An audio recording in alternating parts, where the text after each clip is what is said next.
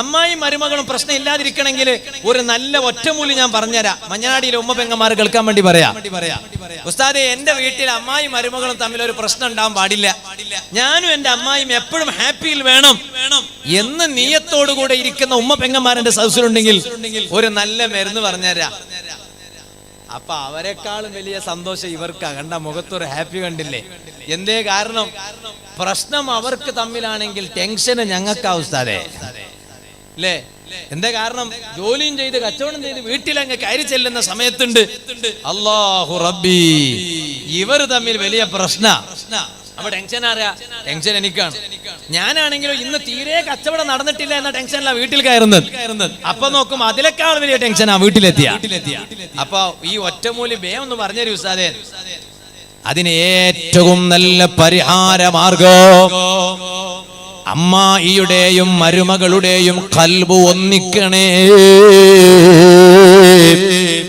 അതിന് നമ്മുടെ വീടുകളിൽ എന്തൊക്കെ നടക്കുന്നുണ്ട്, പക്ഷേ നടക്കേണ്ടുന്ന കാര്യം നടക്കുന്നില്ലല്ലോ. ഈ ബാലിന്റെ സദസ്സിൽ ഞാൻ ആ ഒറ്റമൂലി പറഞ്ഞു തരാ. ഉമ്മ ഒന്ന് കേട്ടോളൂ, മരുമക്കളുടെ സ്വഭാവം നന്നാകണോ? പെങ്ങളെ കേട്ടോളൂ, ഭർത്താവിന്റെ ഉമ്മാക്ക് നിന്നോട് സ്നേഹം തോന്നണോ? നീ അമ്മായിയും മരുമകളുമല്ല, നിങ്ങൾ അമ്മായിയും മരുമകളല്ലോ, നിങ്ങൾ ഉമ്മയും മകളുമാ. ഉമ്മയും മോളാ. ആ നല്ല ഉമ്മയും മകളും എന്ന സ്നേഹബന്ധം നിങ്ങൾക്കിടയിൽ ഉണ്ടാകണോ? അതിനൊരു പോംവഴി പറഞ്ഞു തരട്ടെയോ? നിങ്ങളെ ജീവിതത്തിൽ ഒരു സുന്നത്ത് കൊണ്ടുവന്നോ?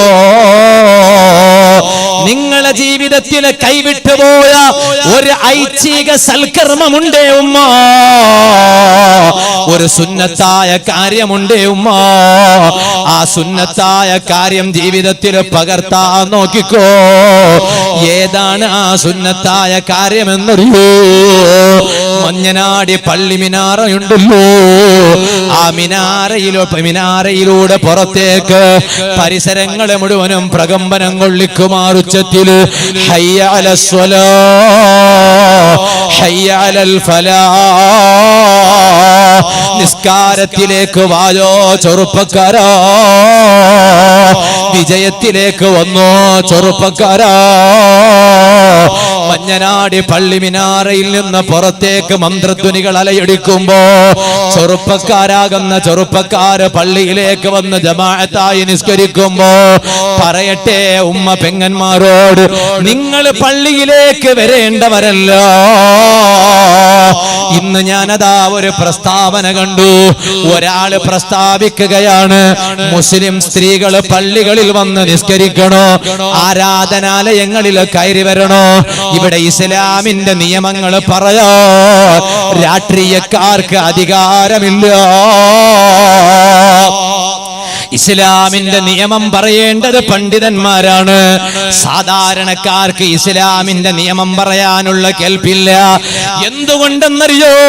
സാധാരണക്കാരോട് ബഹുമാനമില്ലാഞ്ഞിട്ടല്ല, രാഷ്ട്രീയക്കാരോട് ബഹുമാനമില്ലാഞ്ഞിട്ടല്ല. നല്ല കാര്യങ്ങൾ ചെയ്യുന്ന രാഷ്ട്രീയക്കാരോട് എന്നേക്കും ബഹുമാനമാണ്. അതേ സമയത്ത് രാഷ്ട്രീയ പ്രവർത്തനങ്ങൾ നടത്തുമ്പോ മതപണ്ഡിതന്മാരെയും ഇസ്ലാമിന്റെ നിയമങ്ങളെ ചോദ്യം ചെയ്യുന്ന വിധത്തില് പ്രഖ്യാപനങ്ങളും പ്രസ്താവനകളും നടത്തിയാൽ ഇവിടെയുള്ള ആലിമീങ്ങൾക്ക് മൗനം വീക്ഷിക്കാൻ കഴിയില്ല. കാരണം ആലിമീങ്ങളെ ഇൽമുള്ളവരാ.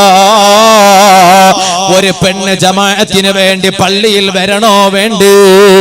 അത് ഇസ്ലാം പഠിപ്പിച്ചതാണ്. ലോകത്ത് ഏറ്റവും വലിയ പണ്ഡിതരാരാണെന്നറിയോ? ഹബീബായ നബി സല്ലല്ലാഹു അലൈഹി വസല്ലമ തങ്ങളാണല്ലോ.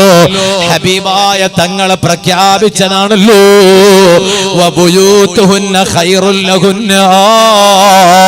സ്ത്രീകൾക്ക് ഏറ്റവും ഉത്തമമായത് അവരുടെ വീടുകളാണ് കേട്ടോ. ഖൈറു മസാജിദിൻ നിസാഇ ഖൈറു ബുയൂതിഹിന്ന, സ്ത്രീകൾക്ക് സുജൂദ് ചെയ്യുന്ന സ്ഥലങ്ങളെ കൂട്ടത്തില് ഏറ്റവും ഉത്തമമായ സ്ഥലം ഏതാണെന്നറിയോ? അവരുടെ വീടിന്റെ ഉള്ളിന്റെ ഉള്ളറയാണ്. നൂറ്റാണ്ടുകൾക്ക് മുമ്പ് ലോക നേതാവായ റഹ്മത്തുൽ ലിൽ ആലമീൻ മുഹമ്മദുർ റസൂലുള്ളാഹി സ്വല്ലല്ലാഹു അലൈഹി വസല്ലം തങ്ങൾ പ്രഖ്യാപിച്ചിരിക്കേ, ഇനി ഒരു ഇടപെടലുകൾക്ക് പ്രസക്തിയില്ല. അതേസമയം സ്ത്രീകൾ അവരെ വീടുകളിൽ വെച്ച് നിസ്കരിക്കുമ്പോ പുരുഷന്മാര് പള്ളിയിൽ വന്ന് ജമാഅത്തായി നിസ്കരിക്കുന്നത് പോലെ നിങ്ങളെ വീടുകളിൽ നിങ്ങൾക്ക് ജമാഅത്തായി നിസ്കരിച്ചുകൂടെ ഉമ്മ? നിസ്കരിച്ചുകൂടെ സഹോദരി? അമ്മായിയും മരുമകളും നല്ല ഐക്യത്തിൽ വേണോ? തുടങ്ങിക്കോ. ഇന്ന് ഇശാ നിസ്കരിച്ച് വന്നവരാണ് നിങ്ങളെങ്കിൽ നാളത്തെ ഫജ്ർ നിസ്കാരം മുതൽ തുടങ്ങിക്കോ. അമ്മായി വേറെ നിസ്കരിക്കുന്നു, മരുമകൾ വേറെ നിസ്കരിക്കുന്നു. അങ്ങനെയുള്ളൊരു സ്വഭാവം മാറ്റിയെടുത്തിട്ട് നിങ്ങളെ വീട്ടിലെ സ്ത്രീകൾ ഒരു ജമാഅത്തായി നിസ്കരിക്കട്ടെ. പുരുഷന്മാരെ, നിങ്ങൾ പോയിട്ട് നിങ്ങളെ ഭാര്യമാരോട് ഇത് പറയണോ? നിങ്ങളെ ഉമ്മമാരോട് നിങ്ങൾ ഇത് പറയണോ? അവർ വെവ്വേറെ റൂമുകളിൽ നിസ്കരിക്കുന്നതിലേറെ ഒരു റൂമിൽ വെച്ച് അവർ നിസ്കരിച്ചോട്ടെ. മരുമകൾ ഇമാമത്ത് നിന്നോട്ടെ, അമ്മായിമ്മ മഅ്മൂമ് നിന്നോട്ടെ. ഇതുപോലെ അമ്മായിമ്മ ഇമാമത്ത് നിന്നോട്ടെ, മരുമകൾ മഅ്മൂമായി നിന്നോട്ടെ. ആ രൂപത്തിൽ സ്ത്രീകൾക്കും ജമാഅത്തായി നിസ്കരിക്കുന്നത് പുണ്യമുള്ള കാര്യമാണല്ലോ. എന്തേ ഒന്ന് തുടങ്ങിക്കൂടെയോ? എനിക്കറിയാം ഈ ബാല കേൾക്കുന്ന ഉമ്മമാരെ കൂട്ടത്തില് പല ഉമ്മമാരും അത് ചെയ്യില്ല എന്നെനിക്കറിയാം. പക്ഷേ എന്നിട്ടും ഞാൻ ഈ വച്ചത്തിൽ പറയാനുള്ള കാരണം എന്തറിയോ? ഈ സദസ്സിൽ ഏതെങ്കിലും ഒരു അമ്മായിമ്മ അത് ചെയ്താൽ, ഈ സദസ്സിൽ ഏതെങ്കിലും ഒരു മരുമകൾ ഇത് ചെയ്താൽ, നാളെ ഫജ്ർ നിസ്കാരത്തോടുകൂടെ അവരെ വീട്ടിൽ അമ്മായിമ്മയും മരുമകളും സുബ്ഹി ജമാഅത്തിലൂടെ ജമാഅത്തായി നിസ്കരിക്കാൻ തുടങ്ങിയ ഈ പാവപ്പെട്ട നൗഫൽ രക്ഷപ്പെട്ടല്ലോ. ഈ സദസ്സിലിരിക്കുന്ന നിങ്ങൾ രക്ഷപ്പെട്ടല്ലോ. ഈ ബാധ സംഘടിപ്പിച്ച ജമാഅത്ത് കമ്മിറ്റി ഇല്ലേ, ഉറൂസ് കമ്മിറ്റി ഇല്ലയോ? രക്ഷപ്പെട്ടല്ലോ. ഇങ്ങനെയൊന്ന് ചെയ്തു നോക്ക്. അതിന് സമയമില്ല. ഇവർ രണ്ടാളും ഒന്നിക്കും. എപ്പോ കൽത്തപ്പുണ്ടാക്കുമ്പോ അങ്ങനെയുണ്ട്. ഇവരെ അടുക്കളയിൽ കിച്ചൺ റൂമിൽ ഒന്നിക്കും. അങ്ങനെ ഒന്നിച്ചാ പോരാ, കിച്ചൺ റൂമിൽ ഒന്നിക്കണം. ഒന്നിച്ചിട്ട് ചെയ്യുമ്പോഴേ അതെന്തുണ്ടാവും? ഭക്ഷണത്തിനൊരു ടേസ്റ്റ് ഉണ്ടാവും, എല്ലാത്തിനും ടേസ്റ്റ് ഉണ്ടാവും. പക്ഷേ അതിന് മാത്രം പോരാ. പിന്നെന്ത് വേണം? നിസ്കാരം ജമാഅത്തായി വീട്ടിൽ അമ്മായി മരുമകൾ ജമാഅത്തായി നിസ്കരിക്കണം. അല്ലാഹു ഭാഗ്യം തരട്ടെ. നിങ്ങൾ ആമീന്ന് പറഞ്ഞാ പോരാ, നാളെ പോയിട്ട് അവരോട് പറയണം. പറയൂലേ? നിങ്ങൾ പെട്രോൾ ഒഴിച്ചു കൊടുക്കണ പോലെ ഉണ്ടല്ലോ റബ്ബേ. സമാവണ്ടേ ഉസ്താദ്? ഇത് ജമാഅത്തല്ല, ജുമാമെ നിസ്കരിച്ചെങ്കും സമാവിടെ പോലെ കാണില്ല ഉസ്താദ്. ആര് പറഞ്ഞു? നിങ്ങൾ അങ്ങനെ പറയാൻ പാടില്ല. ശരിയാകും. അവർ പാവങ്ങളാണ്.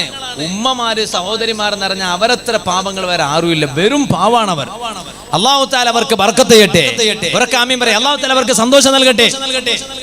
എന്നാൽ നല്ല ഐക്യത്തിലുള്ള അമ്മായി മരുമകൾ ഉണ്ടട്ടോ. നല്ല ഐക്യത്തിലുള്ള അമ്മായി മരുമകളുണ്ട് അല്ലേ? മരുമകളെ വിളിക്കുന്നത് തന്നെ കിടാവൂന്നാ. എന്തൊരു കിടാവാ? മരുമകളെ അമ്മായി വിളിക്കുക. നിങ്ങക്ക് ഭാഷ മനസ്സിലാകുന്നില്ലേ? മരുമകളെ അമ്മായി, മകന്റെ ഭാര്യയെ മകന്റെ ഉമ്മ, ഈ മോന്റെ ഉമ്മ പറയാ, വിളിക്കാണ് കിടാവൂ കിടാവൂ. എന്തൊരു സ്നേഹ. ഞാൻ ഇന്നലെ അതാ വാല് കഴിഞ്ഞ് ഞാൻ തിരിച്ച് പരപ്പനങ്ങാടി റെയിൽവേ സ്റ്റേഷനിലേക്ക് വരുമ്പോ രാത്രി 12:45 എന്റെ ട്രെയിൻ മംഗലാപുരത്തേക്ക്. പക്ഷേ അരമണിക്കൂർ ഡിലേ ആണ്. വേർ ഈസ് മൈ ട്രെയിൻ എന്ന ആപ്പിലൂടെ ഞാൻ സെർച്ച് ചെയ്തു നോക്കിയപ്പോ 12:45 പരപ്പനങ്ങാടി റെയിൽവേ സ്റ്റേഷനിൽ എത്തേണ്ടിയിരുന്ന ട്രെയിന് 1:15 പരപ്പനങ്ങാടിയിൽ എത്തുന്നത്. എന്റെ പ്രഭാഷണമാണെങ്കിലോ നേരത്തെ തന്നെ വിരമിച്ചതാണ്. എന്നിട്ടതാ ഞാനതാ പരപ്പനങ്ങാടിയിലേക്ക് പോകുന്നതിന് മുമ്പ് അതാ ചെമ്മാട് എന്ന നാടുണ്ട്. ഈ വിനീതൻ ഓതിപ്പടിച്ച സ്ഥലമാ. നിങ്ങളെ തൊട്ടടുത്ത മറിക്കലയിൽ ഞാൻ ഓതിപ്പടിച്ചിട്ടുണ്ട്. ആ നാട്ടുകാർക്ക് മുഴുവനും അല്ലാഹ് ബറക്കത്ത് ചെയ്യട്ടെ. അവിടെ ഓതിപ്പടിക്കുന്ന സമയത്ത് ഇവിടെ വെള്ളിയാഴ്ച വന്ന് ഞാൻ ഉറുതി പറഞ്ഞിട്ടുണ്ട്, അല്ലാഹ് ഈ നാട്ടുകാർക്ക് ബറക്കത്ത് ചെയ്യട്ടെ. ഇപ്പോൾ ഞാൻ അതിലേക്ക് കടക്കുന്നില്ല. ഏകദേശം ഉറൂസുകളിൽ ഞാൻ പറഞ്ഞ കാര്യമാണ്. ഇപ്പൊ ഞാൻ അതിലേക്ക് കടക്കുന്നില്ല. ഞാൻ പറഞ്ഞ വിഷയം മറക്കണ്ട. ചെമ്മാട്ട് പള്ളിയിൽ ഞാൻ ഓതിപ്പടിച്ചിട്ടുണ്ട്. അന്ന് ആ ഓതിപ്പടിക്കുന്ന സമയത്ത് ഒരു വീട്ടിൽ പോയി ഭക്ഷണം കഴിച്ചിട്ടുണ്ട്. ആ വീട്ടിൽ പ്രായമുള്ള ഉമ്മയുണ്ട്. ഈ ബാല അവരും കൂടി കേൾക്കുന്നുണ്ട്. ഭക്ഷണം തന്ന ബാപ്പ മരണപ്പെട്ടിട്ട് ഖബറിലാണ്. അല്ലാ നീ ആ പൊന്നുപ്പാന്റെ ഖബർ വിശാലമാക്കണേ അല്ലാ. അതേ സമയത്ത് ഉമ്മ ഇപ്പോഴും ജീവിച്ചിരിപ്പുണ്ട്. ആ ഉമ്മാക്ക് ഞാൻ അങ്ങ് കോള് വിളിച്ചു. ഉമ്മ ഉറങ്ങിയോ? പ്രായം ചെന്ന ഉമ്മയാണ്. ഇല്ല, എന്റെ കുട്ടിയാണല്ലോ. അതേ ഭക്ഷണം കഴിച്ചിട്ട് വളർന്ന മോനാ. ചെമ്മാട്ടപ്പള്ളിയിൽ ഓതിപ്പടിക്കുന്ന സമയത്ത്, മലപ്പുറം ജില്ലയിലെ ചെമ്മാട്ടപ്പള്ളിയിൽ ഓതിപ്പടിക്കുന്ന സമയത്ത് സ്വന്തം മോനെ പോലെ ഭക്ഷണം തന്ന പൊന്നുമ്മയാ. ഞാൻ ആ വീട് ലക്ഷ്യം വെച്ചിട്ട് അങ്ങോട്ട് പോയി. അല്ലാ അല്ലാ, ആ വീട്ടുകാർക്ക് എന്തൊരാവേശമാണല്ലോ. നമ്മുടെ വീട്ടിൽ ഭക്ഷണം കഴിച്ച മൊയ്ലാരുട്ടിയാ വരുന്നത്. അങ്ങനെയാണ് അവർക്ക് ഇപ്പോഴും ഞങ്ങൾ മൊയ്ലാരുട്ടിയാണ്, മൊയ്ലാരുട്ടിയാ വരുന്നത്. ഞാനവിടെ പോയി. ആ പോയപ്പോ അവരെ വീട്ടിൽ എത്ര ആളുകളുണ്ടെന്ന് ഞാൻ അന്വേഷിച്ചു. ആർക്കൊക്കെ മക്കളായി എന്ന് ഞാൻ ചോദിച്ചു. അപ്പോഴാണ് ഈ ഉമ്മ പറയുന്നത്, മോനെ, എന്റെ ഒരു മകൻ മരണപ്പെട്ട കാര്യം നിനക്കറിയാമല്ലോ. അതെ, എനിക്കറിയാം. ആ ഉമ്മാന്റെ മകൻ നേരത്തെ മരണപ്പെട്ടിരുന്നു. എന്നിട്ട് ഈ ഉമ്മ എന്നോട് പറയാണ്. എന്നിട്ട് ഞാൻ ചോദിച്ചു, എന്താ പിന്നീട് സംഭവിച്ചത്? ആ എന്റെ മൂത്ത മകന്റെ ഭാര്യയെ എന്റെ ഇളയ മകൻ കല്യാണം കഴിച്ചു. എന്തേ കാരണം? അവൾ നമ്മുടെ മോളാ. ആരാന്റെ മോള് ശരിയാണ്, പക്ഷേ എന്റെ മരുമകളാണവള്. എന്റെ മകന്റെ ഭാര്യയാണവള്. ഞാൻ എന്റെ മകനെ സ്നേഹിക്കുന്നത് പോലെ എന്റെ മരുമകളെ ഞാനൊന്ന് സ്നേഹിക്കണ്ട മോനെ. അവളുടെ ഭർത്താവാണ് എന്റെ മകൻ മരണപ്പെട്ടു. അപകടത്തിൽപ്പെട്ട് മരണപ്പെട്ടുവെങ്കിലോ സാധാരണഗതിയിൽ എന്താ സംഭവിക്കുക? നാട്ടുകാരൊന്ന് മനസ്സിലാക്കണോ, ഉപ്പമാരൊന്ന് മനസ്സിലാക്കണോ, ചെറുപ്പക്കാരൊന്ന് മനസ്സിലാക്കണോ, കൂട്ടുകാരൊന്ന് മനസ്സിലാക്കണോ. സാധാരണഗതിയിൽ എന്താ സംഭവിക്കുക?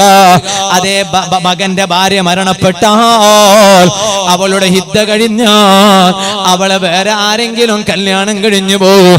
മോനെ, എനിക്കെന്റെ മരുമകളെ അങ്ങനെ പറഞ്ഞേക്കാൻ മനസ്സ് വന്നില്ലടാ. എന്തേ കാരണോ? അവൾ എന്റെ കൂടെ കഴിയുമ്പോ എന്റെ മരുമകളായി കൂടെ നിന്നവളല്ല, എന്റെ മോളെ പോലെയാണ് അവൾ കൂടെ നിന്നത്. എന്നെ അവൾ വിളിച്ചിരുന്നത് അമ്മായിമ്മാന്നല്ല, ഉമ്മാ. അല്ലാ, മകന്റെ ഭാര്യ എന്നെ ഉമ്മാന്ന് വിളിക്കുകയാണോ? എന്റെ കൽബ് പൊട്ടിപ്പോയി. ആ സമയത്ത് തന്നെ എന്റെ മകൻ മരണപ്പെട്ടപ്പോ പിന്നെ എന്റെ മകൻ എന്റെ ഉമ്മ എന്ന് വിളിച്ചിരുന്ന എന്റെ മരുമകള്, ആ മരുമകളെ പറഞ്ഞേക്കാൻ എനിക്ക് കഴിയില്ല. അതുകൊണ്ട് ഞാൻ എന്റെ ഇളയ മോനോട് പറഞ്ഞു, മോനെ, ഇത് നിന്റെ ജേട്ടന്റെ ഭാര്യയാണല്ലടാ. ആ ജേട്ടൻ മരണപ്പെട്ടിട്ട് ഖബറിലാണല്ലോ. നീ ഒരു കാര്യം ചെയ്യണോ, നിന്റെ ജേട്ടന്റെ ഭാര്യയെ നീ കല്യാണം കഴിക്കണോ? ഉസ്താദേ, ഞാൻ അവളെ കല്യാണം കഴിച്ചു. എന്റെ ജേട്ടന്റെ ഭാര്യയായിരുന്ന അവള് ഇപ്പൊ എന്റെ ഭാര്യയാ. എനിക്കൊരു മോനുണ്ട്, കുഞ്ഞുണ്ട്. ദുആ ചെയ്യണോ, അല്ലാഹു ആ കുടുംബത്തിന് ബറക്കത്ത് ചെയ്യട്ടെ. ചോദിക്കട്ടെ സഹോദരിമാരോട്, ഈ അമ്മായിയുടെ മനസ്സില് ഇങ്ങനെയൊരു തോന്നലുണ്ടാകാൻ കാരണം എന്താണ്? അതാ മരുമകളുടെ ക്രെഡിറ്റ് ആണ് കേട്ടോ. അവൾ അമ്മായിയുടെ മരുമകളായി കഴിഞ്ഞവളല്ല, പിന്നെയോ മകളായി ജീവിച്ചവളോ. ആ നിലക്കുള്ള അമ്മായിയും മരുമകളാകണോ?